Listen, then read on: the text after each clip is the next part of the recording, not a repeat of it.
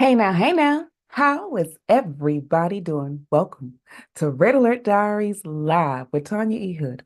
I'm glad to get the chance to see you again, hoping your day was amazing and that you listened to this morning's episode because I shared 5 tips that you can use to survive your divorce. You see, we often get a lot of information along the way about what we can do now, how we can move through the process in these moments in the beginning. But what we don't often get is what can sustain us long term. And if you are anything like I was in the aftermath of my divorce, you need some help about what to do next. So, the 5 tips that I shared this morning will get you through the long term. It gives you some information that you can think about along the way. You can use it at different touch points because that is what helped me. You see, a lot of you know that between my first marriage and my second marriage of 7 years, that 7 year gap, that 7 year gap of being single, starting over, doing all the various things, I had to figure it out.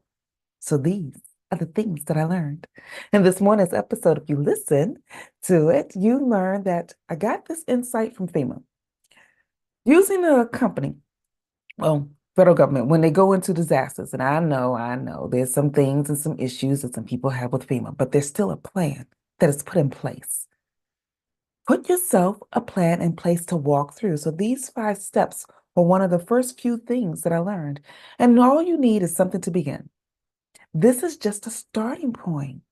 You get the opportunity to create what you need specific to you.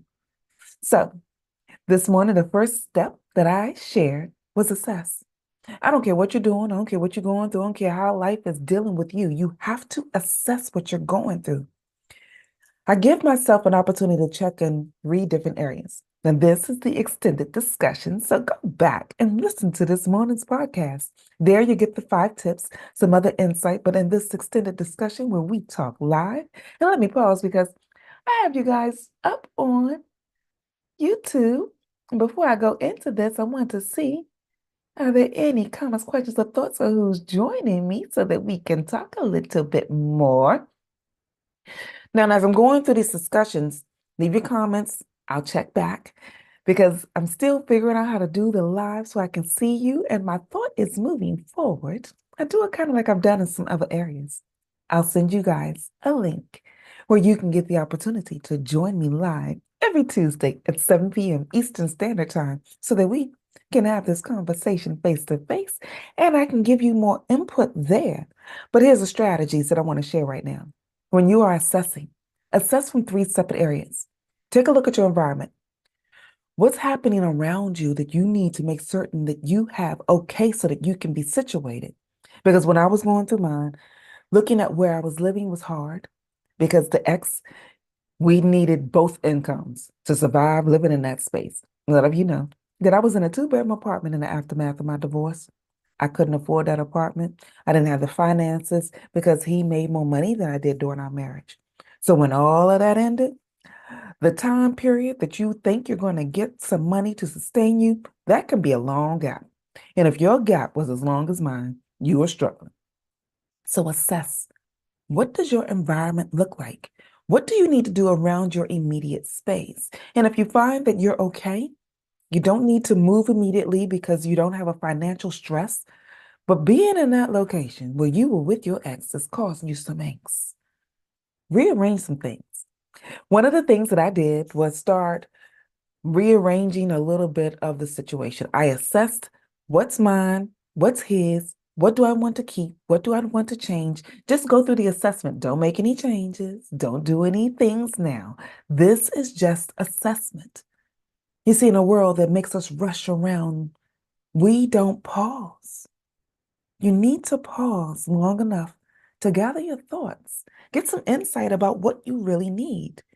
You may decide that what you have built together at that time, you had structured it and put it in such a way that was supportive of you. Let it stay in place until you're ready to make a change. You've already got stuff shifting. You've already got changes occurring. All of the stuff is happening. You may not need to make any adjustments to your environment, but maybe you need to check in with how you are personally feeling. Your emotions are all over the place right now. You are experiencing things you never thought you felt. You're walking through emotional warfare in your mind. Friends and family aren't doing the things that you typically expected. So assess because you joined your soul with theirs.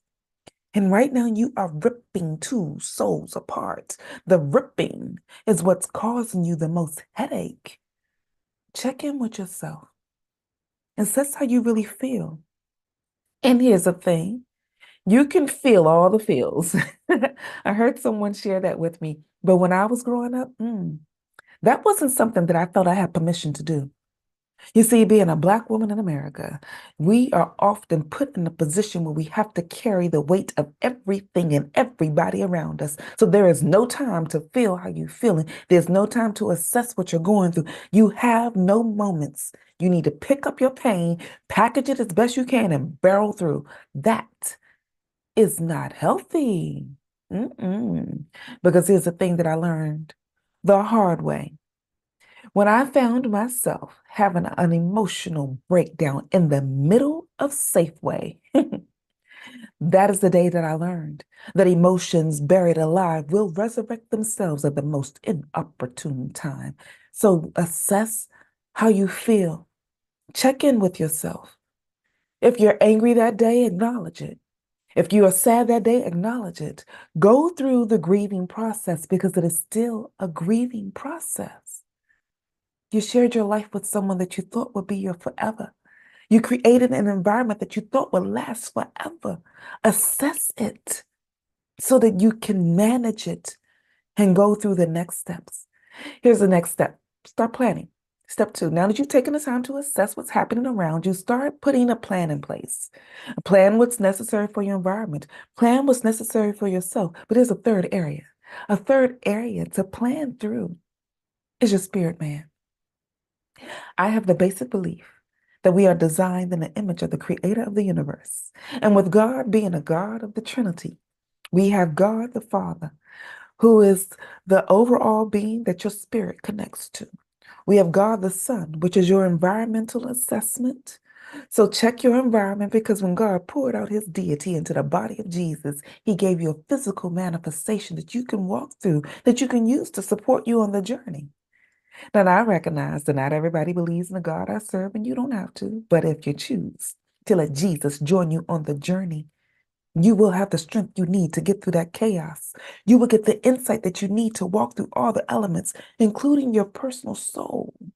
That's where the Spirit of God can connect the two. What's happening in your environment, what's happening with your spirit, how you personally feel can be united so that the ripping that you are walking through will not take you out. You will have support for your soul.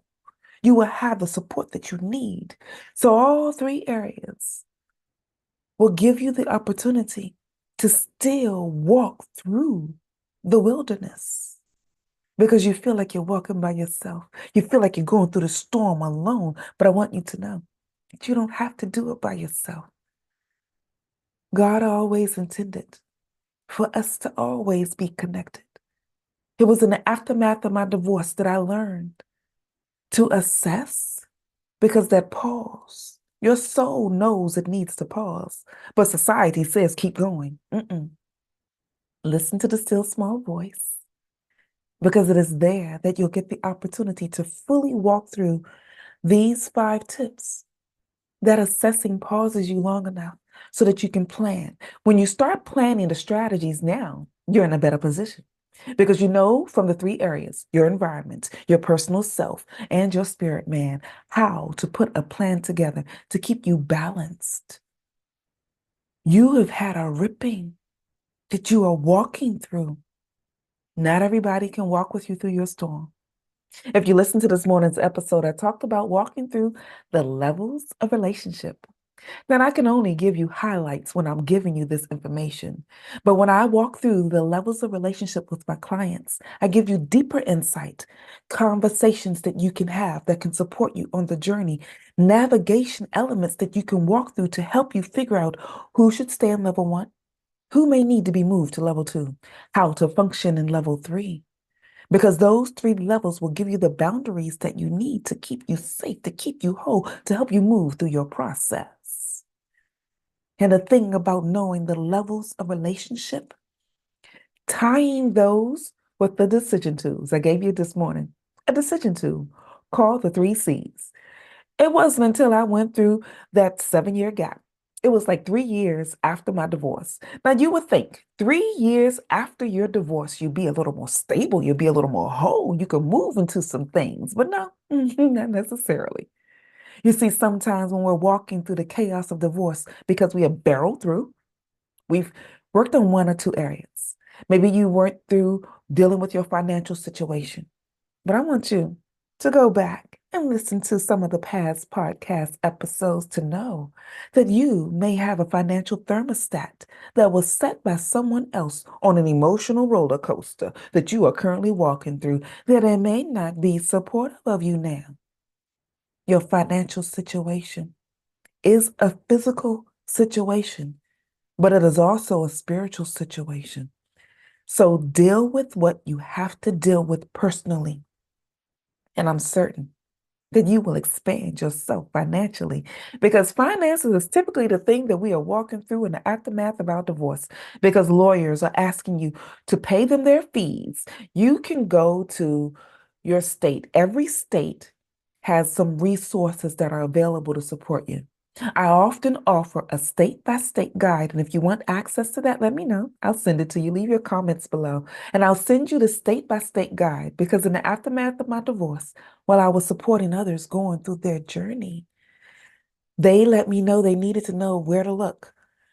And I have found people all over the world that have reached out to me. Thank you for letting me join you on the journey. And in the United States, we have resources that every state provides. So in that state by state guide, you can go to see what resources your state has available. And sometimes you can get the state officials to support you. For instance, when I started this journey, y'all, initially didn't have the money for a lawyer. My ex didn't have the money for a lawyer. And if you can find a way to divorce in an amicable element, so the two of you can do it without having all the lawyers involved, without having all the stuff involved, do it quickly. When I initially went through the process with my ex, what we drew up was between us. We knew that we had come to a place where this was it, and we did not want to go through all the chaos. But divorce still brings chaos, y'all. I don't care how amicable you think you can get through it. You will still walk through some stuff. But write down as much as you can, because when we were still civil, what we wrote, we made as an addendum to our divorce decree. And I learned that from talking to the lady at the courthouse. She gave us our paperwork. She helped walk us through some of the things that we needed. She walked us through some of the filing pieces, because you can file in a lot of places on your own. If you have an agreement, file together, agree together. But it was a part of me going through a minor assessment. I didn't do it thoroughly, y'all, so it still had to be redone. We went through some other things later, but it gave us a plan, and it let us do this next thing, the third step: clean up. When you can assess what's going on, you can put a strategy in place. Start cleaning up emotionally, those 3 areas, who you are personally, and your environment. When you walk through cleaning up that process, it helps you know what you can repair or replace. I go deeper into that because my desire when I have the extended conversations not to throw too much more on you. I've given you that information. But you can go back, take a look, but recognize that once you do this, put what you need in place now. Don't try to put an assessment and a plan for all of the things, because you're not going to be able to think through it. There is such a thing as brain fog when you are going through divorce. You can't think of everything because your emotions are holding you hostage. And if you have your babies walking you through this journey, you're trying to figure out how to do this for you, and you're trying to figure out how to do this for them. I recently set up a different playlist to support parenting through divorce. Go back, take a look at some of those episodes. I'll be adding on to them as I go through the journey, because on this podcast and this YouTube channel, I give you insight about all of my journey, various things. And if you need more from me, let me know. Put your information in the chat. Let me know how I can contact you. Let me know what we need to do together because our desire is to support you on your journey. I give you the strategies, help you strengthen your marriages if that's what you want, because these same 5 things can work. I wish I knew them while I was still married. Maybe I could have saved that relationship. But I know one thing's for sure. In my new marriage, Eric and I use these, and it has sustained us. I am still loving and having fun with my best friend because I know how to walk through the different strategies. They sustain strengthening what needs to be strengthened, but they also support you if you find yourself going through a breaking. So assess what you need, put a plan in place, clean up what needs to be cleaned up, repair or replace, and then inspect it. When you are inspecting, if you're anything like me, don't keep noodling with it. You do not need a perfect plan. You do not need a perfect strategy. You just need to be better today than you were yesterday. So do one thing in those 3 areas over time, and then give yourself 30 days to assess it. That way, you can implement something because it's in the implementation that the changes take place. So, that is a lot of information. And if any of this has resonated with you, click like, subscribe, and share it with others so that they can have the tips that they need to survive the chaos that they are walking through because it works for more than just being divorced. And if you want someone to join you on the journey, feel free to go to my website, tanyaehood.com.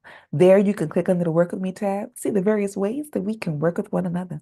In the meantime, this is Tanya Ehud, walking in my purpose, and I want you to do the same.